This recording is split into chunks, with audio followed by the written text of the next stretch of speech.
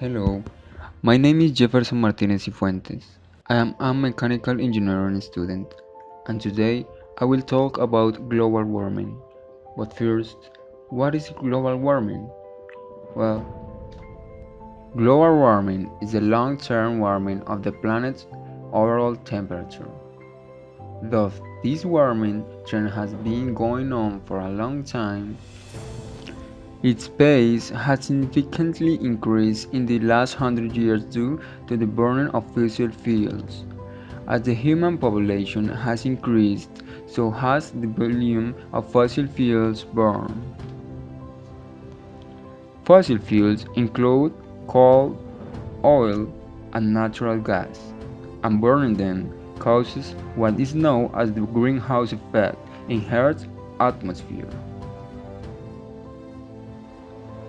The greenhouse effect is the warming that happens when certain gases in Earth's atmosphere trap heat.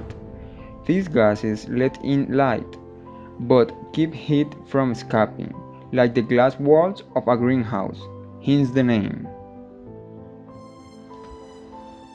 Sunlight shines onto the Earth's surface, where the energy is absorbed and then radiated back into the atmosphere as heat.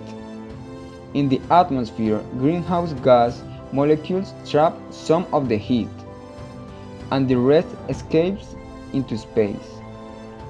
The excess heat in the atmosphere has caused the average global temperature to rise over time, otherwise known as global warming. Global warming has presented another issue called climate change.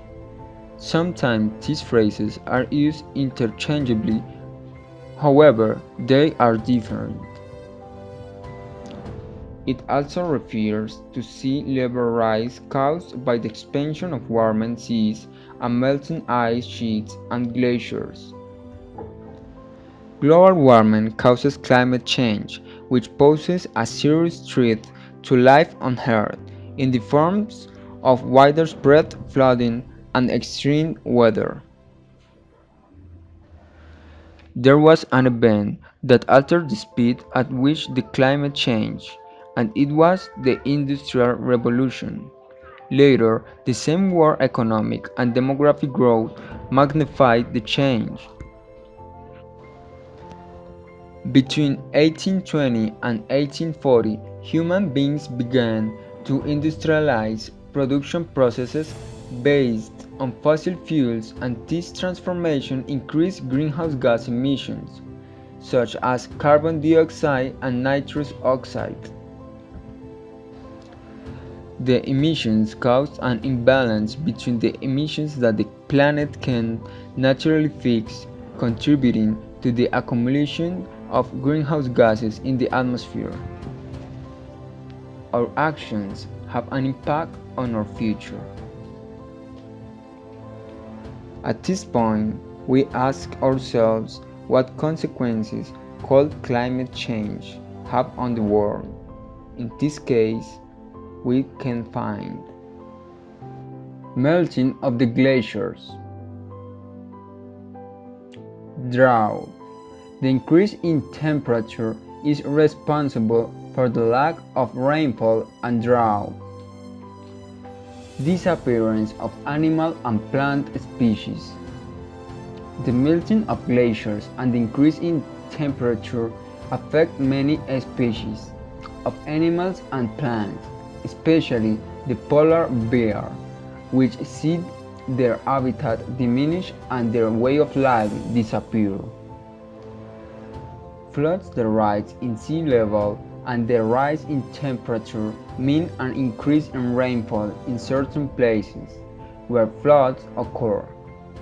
Many coastal cities around the world are located on plains below sea level, so the risk of flooding is high. Consequences for health. Air pollution derived from global warming can have adverse consequences on our health, such as respiratory problems or infections. The change. To fight against global warming, it is not enough to reduce emissions in industry, cars, or power plants. In addition, the world has to go on a diet, consume less meat, waste less food, and bet on a sustainable soil management. Some facts that explain these recipes. Agriculture, forestry, and other activities related to land use already produce 23 of greenhouse gas emissions. We waste between 25 and 30 of the food we produce. Energy.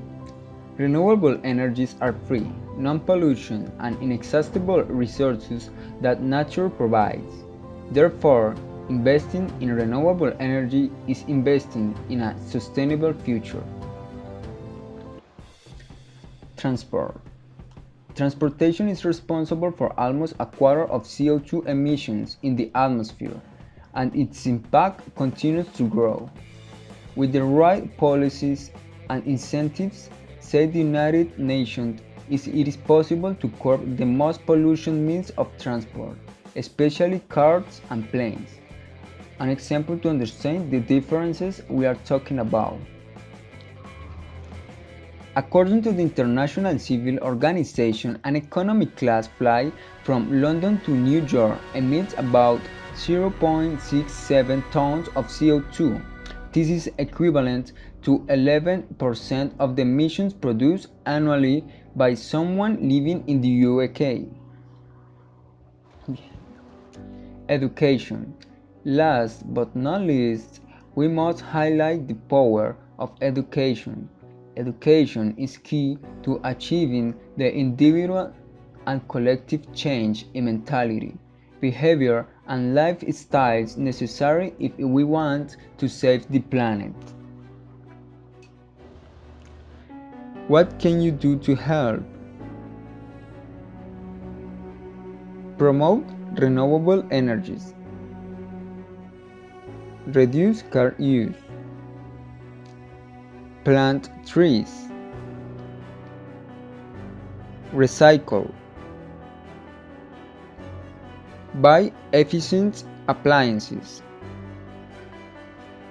My actions. My contribution is focused on reducing car use. When I go to university, work, or when I go out with my friends, I usually go out on my bike.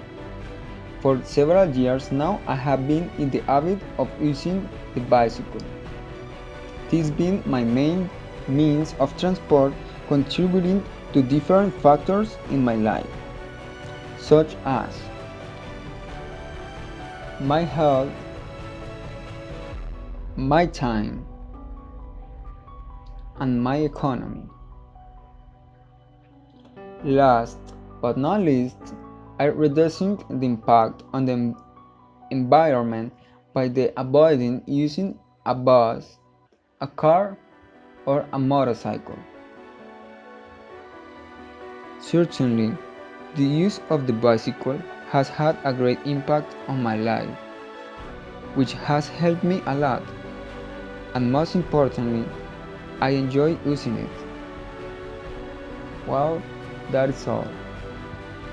Thanks for your attention and have a nice day. See you soon.